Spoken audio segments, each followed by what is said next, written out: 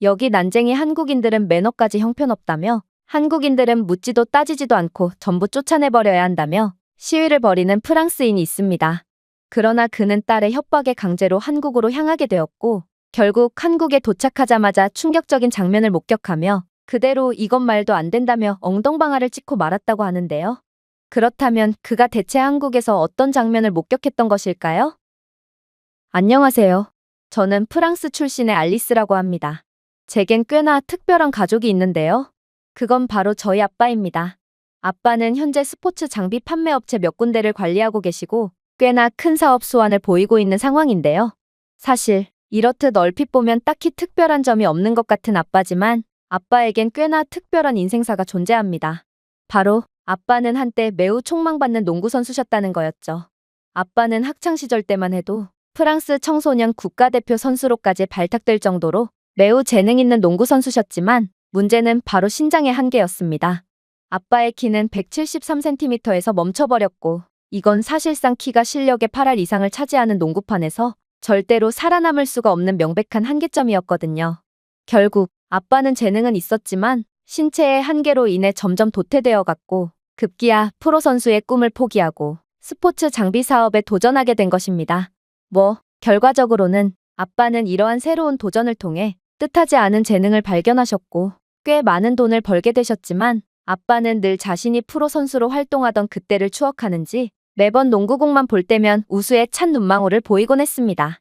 그와 동시에 아빠는 자신의 이러한 신체적 한계에 대한 열등감을 보이곤 하셨는데요. 그런데 문제는 아빠는 이러한 열등감을 잘못된 곳에 분출했다는 것입니다. 아빠는 자신보다 키가 작은 사람만 보면 그 키로 어떻게 인생을 살겠냐며 비하를 해댔는데 아무래도 아빠는 작은 키를 가진 사람들만 보면 키 때문에 꿈을 접어야 했던 자신의 과거가 떠올라 감정을 절제할 수가 없는 모양이었죠.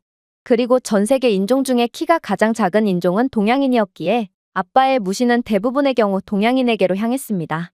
아빠는 동양인만 보면 일부러 딱 달라붙어서 자신이 그보다 키가 크다는 것을 과시했고 또 일부러 동양인의 어깨를 강하게 친다거나 하며 무례한 행동을 이어나갔거든요. 제가 이러한 아빠의 몰상식한 행동에 기겁을 하며 잔소리를 해도 아빠는 절대로 변하지 않았습니다. 아빠는 그저 동양인들은 그런 취급을 당해도 싸다며 역으로 역정을 내실 뿐이었죠. 사실 이건 아빠의 명백한 잘못이 맞긴 했지만 아빠가 이렇듯 몰상식한 행동을 일삼는 데는 어느 정도 이유가 있긴 했어요. 현재 아빠의 사업은 동양인들 때문에 전례 없는 심각한 위기를 겪고 있는 중이기 때문이죠. 그리고 아빠는 이렇듯 자신의 매장을 망치고 있는 사람들은 죄다 한국인이라면서 자신이 시비를 거는 키도 작고 볼품없게 생긴 동양인들은 자신이 봤던 한국인의 특징과 정확하게 부합한다면서 이러한 민폐짓을 벌이는 한국인들은 무자비한 보복을 통해 죄다 프랑스에서 내쫓아야 한다며 불평을 이어나갔습니다. 아빠는 한국인들은 꼭 자신의 매장에 들어와서 물건을 구매하지도 않을 거면서 화장실과 정수기를 이용하고 비싼 옷들만 골라서 꺼내달라고 요청한 뒤 옷을 시착한 뒤 마치 자신의 옷이냥 사진만 엄청나게 찍고 자신의 SNS에 과시용으로 업로드한 뒤 나갈 뿐이라면서 그들을 응대하는데 낭비되는 비용만 해도 상당하다고 했는데요.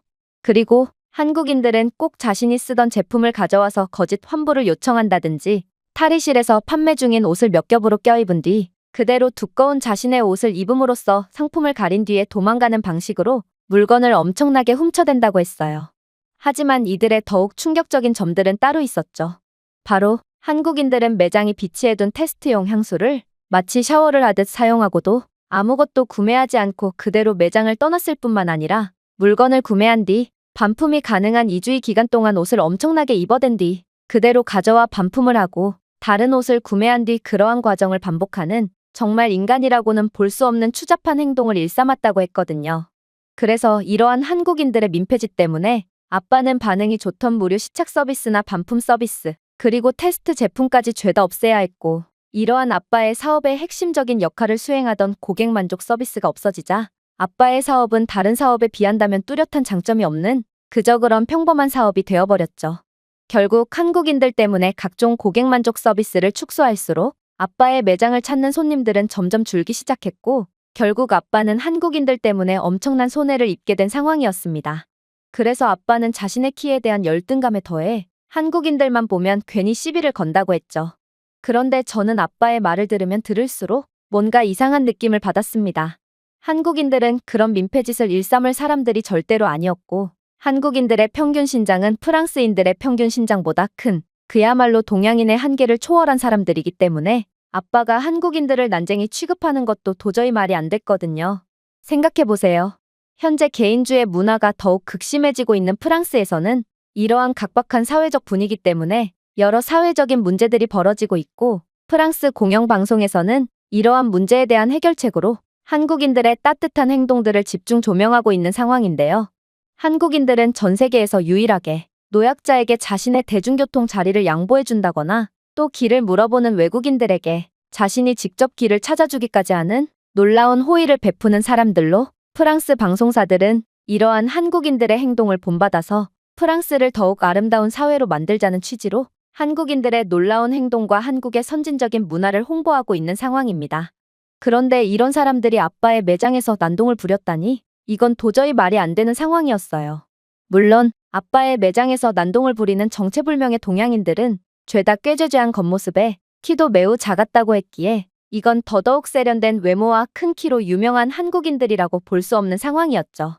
그리고 요즘 중국인들이 이러한 프랑스 내의 한국인에 대한 좋은 이미지를 이용해서 한국인인 척을 하며 여러 이익을 독차지하고 있다는 소문이 들려오고 있기도 한데요. 이들은 물어보지도 않았음에도 자신을 한국인이라고 칭하며 각종 서비스 음료나 음식들을 요구하며 한국을 욕보이고 있다고 했습니다. 제가 아빠에게 정체불명의 동양인들의 겉모습과 수준 낮은 행동을 미루어 짐작해 보건대 그들은 한국인이 아니라 중국인이 분명하다고 말하자 아빠는 그들이 자신들이 먼저 한국인임을 밝히며 각종 혜택과 서비스를 요구했다며 중국인이 대체 왜 한국인인 척을 하겠냐며 제게 화를 낼 뿐이었는데요. 저는 이러한 똑같은 수법을 보고 아빠가 중국인에게 속았음을 직감했고, 그렇게 아빠를 설득하기 위해 혼신의 힘을 다했습니다. 그러나 제 설득은 고집이 센 아빠에게 속이의 경일기 꼴이었고, 결국 저는 특단의 수를 꺼내들게 됩니다. 그건 바로 아빠와 함께 한국으로 여행을 가서 직접 확인해보는 거였죠. 사실 저는 이번 방학 때 아빠와 함께 해외여행을 계획하고 있었는데요. 그런데 마침 요즘 프랑스 내에서는 요즘 전 세계에서 가장 뜨거운 여행지인 한국으로의 해외여행이 선풍적인 인기를 끌고 있기에 저는 한국에 대한 엄청난 관심을 바탕으로 적극적으로 한국행을 밀어붙였습니다. 그리고 아빠 또한 딱히 다른 해외여행지를 찾기 귀찮으셨는지 그저 못 이기는 척을 하며 그대로 한국행에 동의해 주시더군요. 그렇게 저희는 다소 황당한 이유로 한국에 도착하게 되었습니다. 그리고 아빠는 한국에 도착하자마자 화들짝 놀라는 반응을 보이셨죠. 왜냐하면 분명 아빠의 논리대로라면 아시아 국가인 한국의 인천공항에는 난쟁이들만이 득실거려야 하지만 공항 내에는 딱 봐도 아빠보다 머리 하나는 더 큰 거인들만이 분주하게 움직이고 있었기 때문인데요. 아빠는 이러한 한국인들의 큰 신장에 깜짝 놀라면서도 이들은 분명 미국 국적의 동양계 사람일 뿐일 거라면서 이들은 큰 신장을 가진 서구권 유전자가 섞였기 때문에 키가 큰 거지 이들이 본토 한국인일 수는 절대로 없다며 현실을 부정하기 시작했습니다. 이들은 분명 영어가 아닌 한국어를 사용했음에도 아빠는 자신이 한국어를 어떻게 알아듣냐며 계속해서 두 눈을 꼭 감고 자신이 보고 싶은 것만 보더라고요. 하지만 아빠의 이러한 현실 부정은 얼마 안 가 파국을 맞이하게 되었습니다. 일단 한국은 정말로 세계적으로 가장 뜨거운 관광지답게 인천공항은 저희 말고도 수많은 사람들로 북적이고 있었는데 아빠는 이러한 사람들의 홍수 속에서 다른 남자와 부딪히고 말았거든요. 문제는 상대는 아빠가 그렇게나 무시하던 동양인이었고 이 동양인의 키는 아빠보다 머리 2개는 더 컸기에 아빠는 이 동양인의 어깨에 얼굴을 맞았다는 것입니다. 사실 아빠는 프랑스에서 이와 비슷한 행동을 일삼곤 했기에 아빠는 그야말로 거울 치료를 당한 셈이었는데요. 그런데 아빠는 가격당한 얼굴에 대한 고통보다 현격한 신장 차이로 인해 다른 남자의 어깨에 얼굴을 가격당했다는 사실에 더욱 자존심이 상한 듯 보이더라고요.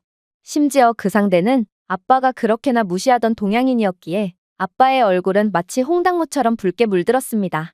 그러면서도 아빠는 이 동양인도 미국계 혼혈일 거라는 일말의 기대를 했는지 먼저 정중하게 사과를 건네오는 동양인 남성에게 곧바로 국적을 물어왔는데요. 하지만 이 남성의 국적은 한국이었고 심지어 순혈 100%의 토종 한국인이었기에 아빠는 한국인의 압도적인 체격 앞에 완전히 자존심을 구겨야만 했죠. 한국인들의 놀라운 점은 이뿐만이 아니었습니다. 인천공항을 지나는 한국인들은 남자들만 키가 큰 게 아니라 여자들도 엄청나게 늘씬한 모습을 자랑하고 있었고, 재밌게도 한국의 장년층들은 키가 그렇게 압도적으로 크지는 않았지만 체격만큼은 웬만한 서구권 국가들을 전부 가볍게 제압할 정도로 좋았는데요. 그래서 아빠는 간간히 보이는 한국의 장년층 사람들을 보고도 감히 키가 작다고 무시를 하려야 할 수가 없었습니다. 아빠는 완전히 기가 눌렸으면서도 그래도 딸인 제 앞이라고, 이곳은 공항일 뿐이니 저들이 진짜 한국인인지 아닌지는 모르는 일이라며 대중교통 같은 한국 현지인들이 탑승하는 곳에서 진짜 한국의 모습을 겪기 전까지는 아무것도 믿지 않겠다며 너스레를 떨었는데요. 그러나 그렇게 잔뜩 허세를 부리는 아빠는 자신감 넘치는 말과는 반대로 눈망울만큼은 사슴의 눈망울처럼 약간의 눈물이 맺히며 아련하게 빛나고 있었고, 그렇게 아빠는 한국에 도착하자마자 겸손을 배우게 된 채 버스를 탑승하게 되었습니다. 그런데 그렇게 시내버스로 환승하게 된 저희는 한국인들로 가득 찬 시내버스에 탑승하자마자 충격적인 경험을 하게 되었죠. 일단 저희는 한국의 출퇴근 시간대에 버스에 탑승하게 되었는지 버스 내부에는 사람들로 가득 차 있었는데요. 그런데 한국인들은 정말로 키가 173cm인 아빠보다 머리 2개는 컸기에 아빠는 한국 남자들의 가슴팍에 묻혀서 가는 완전히 한국인들이라는 굳건한 나무 앞에 매달린 매미쯤이 되어버렸습니다. 물론 저 또한 거대한 한국인 숲에 의해 완전히 파묻혀버렸고, 저와 아빠는 마치 두더지 가족이 된 것처럼 한국인들에 의해 완전히 가려져 버렸죠. 아빠는 이러한 자존심 상하는 상황을 도저히 견딜 수가 없었는지 까치발까지 서가면서 키가 큰 척을 하기 시작했는데요. 그러나 아빠는 급커브를 하는 한국 버스 안에서 그대로 무게중심을 잃고 말았고, 그렇게 건장한 체격의 한국인 남성의 가슴팍에 폭 안겨버리는 마치 한국 로맨스 드라마 속에서나 나오는 장면을 연출해버렸습니다. 그러나 정말로 충격적이었던 점은 따로 있었어요. 그건 바로 핵심적인 정차역을 지나 한국인 승객들 대부분이 하차했을 때의 일이었는데요. 갑자기 어디선가 사이렌 소리가 들려오더니 이내 구급차가 지나가는 거 아니겠어요? 그런데 구급차를 본 한국인 운전자들의 행동이 상당히 인상 깊었습니다. 왜냐하면 한국인 운전자들은 마치 모세의 기적처럼 단 한 명의 얌체 운전자들 없이 하나같이 구급차를 위해 길을 터주기 시작했거든요. 사실 이러한 남을 위해 자신의 시간을 희생하는 높은 수준의 시민의식 수준은 한 나라를 선진국이냐 아니냐를 판가름하는 중요한 지표의 역할을 할 정도로 매우 의미가 있는데요. 실제로 소방차를 위해 길을 터주는 국가와 터주지 않는 국가를 선진국이냐 개발도상국이냐를 나누는 지표로 삼고 있는 국가도 있을 정도로 이건 한 나라의 수준을 판가름할 수 있는 중요한 모습입니다. 그리고 아빠는 이러한 한국인 운전자들의 하나같은 배려의 모습에 이럴 수는 없다며 머리를 감싸 쥐고 말았는데요. 이렇듯 남을 위해 희생과 배려를 베풀어 줄 수 있는 수준 높은 사람들이 아빠의 매장에서 무지막지한 민폐짓을 했다는 것은 도저히 앞뒤가 맞지 않는 상황이었거든요. 그러나 머리로 올라간 아빠의 손은 도저히 내려올 수가 없었죠. 왜냐하면 한국은 이러한 높은 수준의 시민의식뿐만 아니라 기술적으로도 믿기지 않을 정도로 진보된 모습을 보여주었거든요.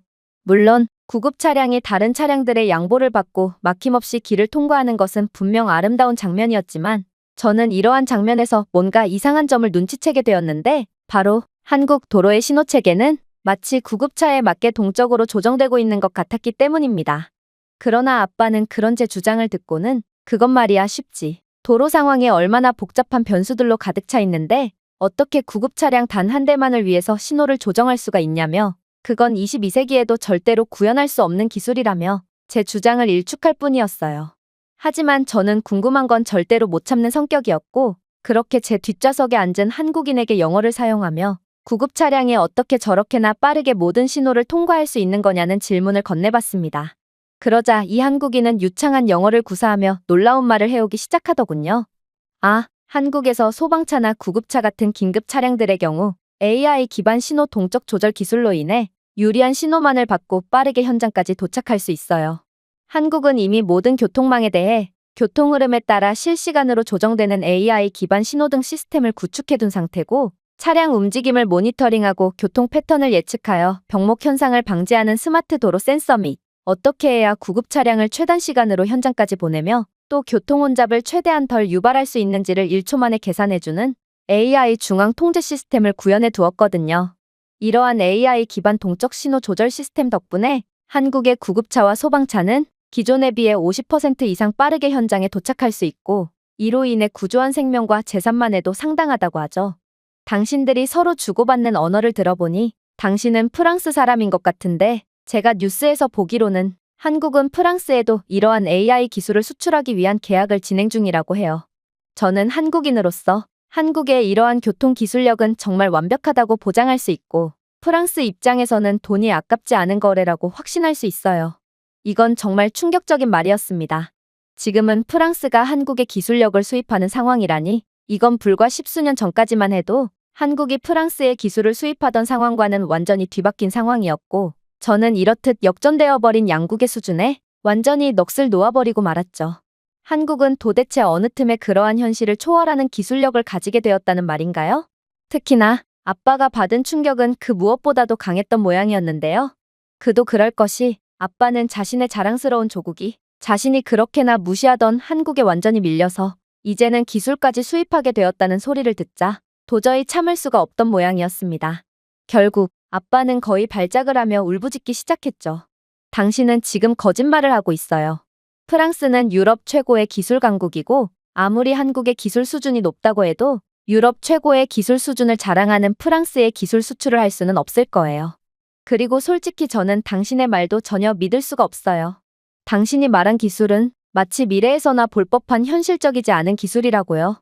아무래도 당신은 당신의 조국인 한국을 치켜올리기 위해 허세를 부린 것이 분명해요. 하지만 이 한국인은 침착한 표정과는 정반대에 경악을 금치 못할 충격적인 말을 해오기 시작했어요.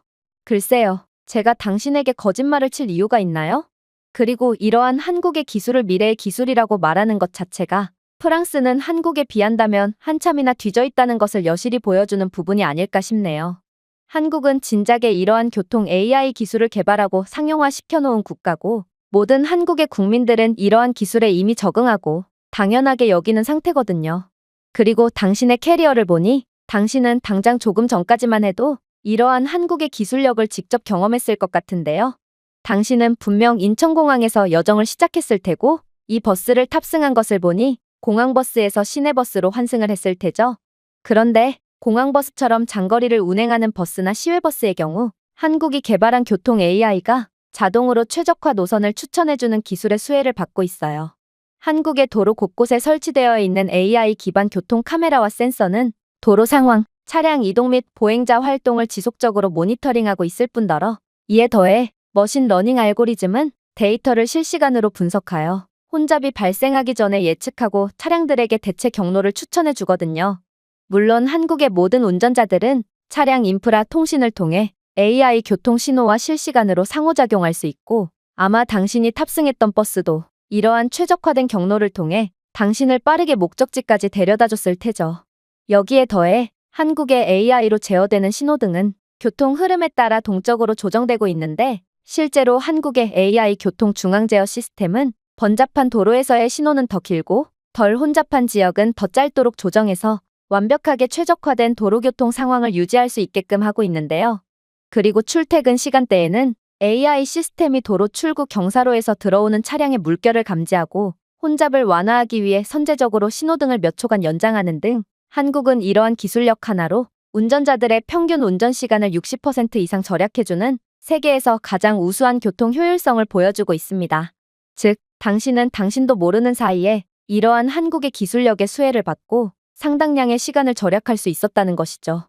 이건 미국의 유명한 국제평가 조직에서 평가한 부분이므로 한국의 기술력은 국제적으로 보증이 된 셈이고 이러한 우수한 기술을 수입한다면 프랑스는 지불한 돈보다 더 많은 것을 얻으리라는 것은 너무도 자명해요. 결국 이 한국인의 말에 아빠는 그저 합주기가 된 채 조용해졌고 저희 부녀는 한국에 생각지도 못했던 수준 높은 모습에 완전히 넋이 나가버렸습니다. 그리고 아빠는 이제야 일전에 자신의 매장에서 민폐를 부렸던 사람들은 분명 한국인이 아니었을 거라고 생각하게 된 모양이었는데요. 사실 이건 너무나도 당연했습니다. 프랑스보다 훨씬 더 선진적인 모습을 보여주는 한국인데 이런 나라에서 사는 사람들이 그러한 말도 안 될 정도로 낮은 수준을 보여준다는 것은 도저히 앞뒤가 맞지 않았거든요. 그렇게 저희 부녀는 충격의 침묵 속에 여정을 이어나갔고 드디어 버스에서 하차를 하게 되었습니다.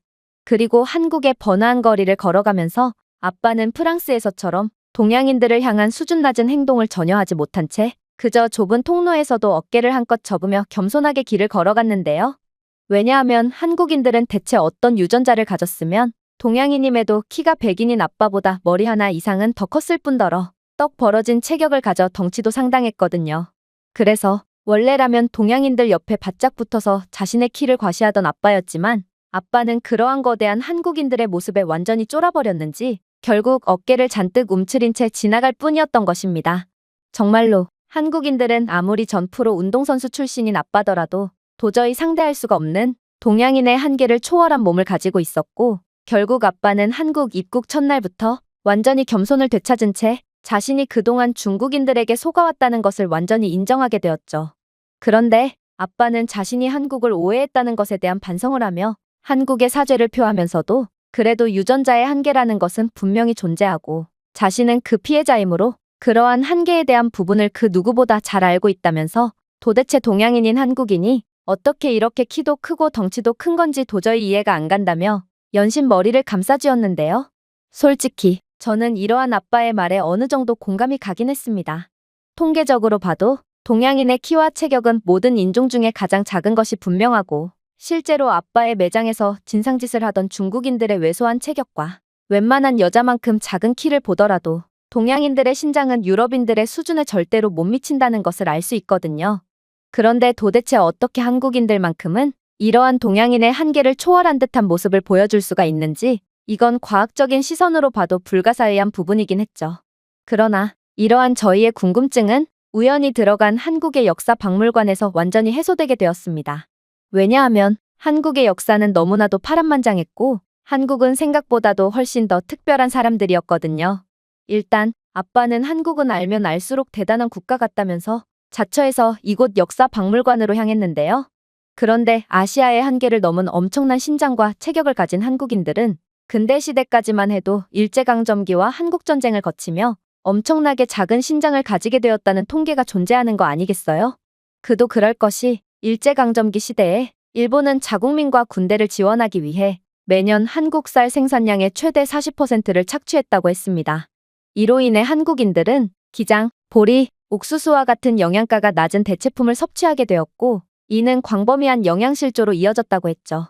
또한 일본 당국은 군사적 용도와 경작을 위해 한국의 가축에 대한 수탈을 일삼았을 뿐만 아니라 일본 어업회사들은 한국의 연안 해역을 독점하면서 한국은 아예 중요한 단백질 공급원인 육류 및 생선 소비 자체를 못하게 되었는데요. 이 때문에 한국인들은 성장에 필요한 필수 단백질과 지방에 대한 접근이 거의 이루어지지 않게 되었죠. 물론 일제의 수탈은 여기서 끝이 아니었습니다. 어린이를 포함한 많은 한국인들이 적절한 식량 배급 없이 광산, 공장, 건설 현장에서 강제노동을 당했고 이러한 장기적인 일제의 수탈 때문에 이 시기에 태어난 영양실조 아동들은 성장이 둔화되어 세대에 걸쳐 한국의 평균 키가 급격하게 감소했거든요. 하지만 무슨 운명의 장난인지 한국의 시련은 여기서 끝이 아니었습니다. 한국의 독립 직후에 발생한 한국전쟁은 대량 이주, 식량 부족, 인프라 파괴로 인해 영양실조를 더욱 악화시켰거든요. 이 전쟁으로 인해 500만 명 이상의 한국인이 난민이 되었고 식량 생산이 급격히 감소했는데요. 식량 부족으로 인해 한국인들은 권장 섭취량보다 훨씬 낮은 정부 배급 시스템에 의존해야 했으며 10만 명이 넘는 전쟁 고아들이 극심한 영양실조로 고통받아야 했습니다. 그리고 이러한 한국의 극심한 시련으로 인한 평균 신장 감소는 도저히 극복을 하려야 할 수가 없는 문제처럼 보였습니다. 일제 식민 통치와 한국전쟁의 참혹한 상황을 겪어야만 했던 한국은 1953년 1인당 GDP가 67달러에 불과할 정도로 세계에서 가장 가난한 국가 중 하나가 되었거든요. 한국은 총체적인 인프라 붕괴, 높은 실업률, 불확실한 미래에 직면했고 이러한 암담한 상황은 한국인은 아시아 최단신이라는 수모를 도저히 극복할 수 없게끔 만드는 듯했죠. 그러나 지금의 한국이 어떻게 변했는지는 현재 전 세계인들 모두가 알고 있습니다. 전 세계 전문가들이 입을 모아 가능성이 없다며 혀를 끌끌 찼던 한국은 불과 몇십 년 만에 반도체, 조선, 통신, AI, 자동차 산업을 선도하며 선진국으로 변모했고 이는 한국의 낮아졌던 평균 신장을 기하급수적으로 올렸거든요.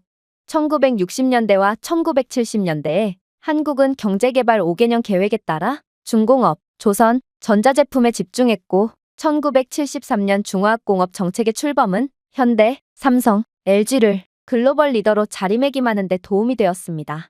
1980년대와 1990년대에 이르러 한국은 세계 최대의 조선 업체이자 반도체와 통신 분야에서 떠오르는 강국이 되었고, 1983년 삼성은 한국 최초의 64K D램 메모리 칩을 생산하여 반도체 경쟁에 뛰어들었습니다. 그리고 그 결과는 드라마 각본으로 써도 과장이 너무 심한 거 아니냐며 욕을 먹을 정도로 말도 안 되는 모습을 보여주고 있습니다.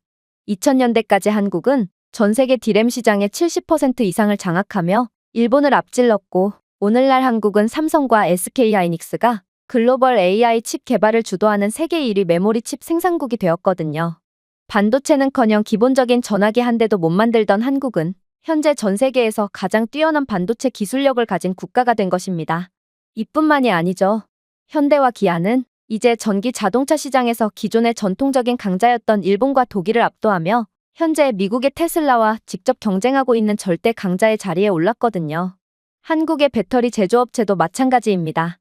LG에너지솔루션, SK온, 삼성 SDI는 전 세계 전기차 배터리 공급량의 35% 이상을 차지하고 있어 만약 한국의 공장이 멈춘다면 전 세계는 전기차 생산 자체를 하지 못하게 되어버리거든요. 즉, 현재 한국이 프랑스 및 유럽 주요국에 AI 기술을 수출하며 막대한 부를 쌓고 있는 것은 우연이 아니며 그야말로 한국은 그 누구도 예상치 못했던, 그리고 기대조차 하지 않았던 기적을 자신들 스스로가 만들어냈던 것입니다. 일제강점기와 한국전쟁이라는 극복할 수 없을 것 같던 시련을 겪은 한국은 당시 1인당 GDP 67달러라는 아예 구원조차 불가능할 정도로 나락으로 떨어진 국가였지만, 현재 한국의 1인당 GDP 36,000달러로 자신들에게 시련을 안겨주었던 일본까지 능가한 상황이고, 국내 총생산 대비 R&D 지출은 5%에 달해 이 부분에서조차 일본을 제치고 세계 최고 수준을 기록하고 있습니다. 한국은 불과 몇십 년 만에 일본을 능가하는 최고의 기술 강국이자 경제 대국으로 부상했고, 이러한 한국의 경제 기적은 생활 수준 향상, 의료 서비스 개선, 궁극적으로 평균 키의 급격한 증가에 직접적으로 기여한 것입니다. 이건 정말 놀랍습니다. 한국이 아시아의 한계를 뛰어넘는 신장을 가질 수 있던 이유는 이들은 자신들의 운명을 스스로 개척하고 유전자까지 전부 노력으로 바꿔버렸기 때문이었거든요. 그리고 아빠는 이러한 한국이 만들어낸 기적의 모습에 결국 오열을 하고 말았죠.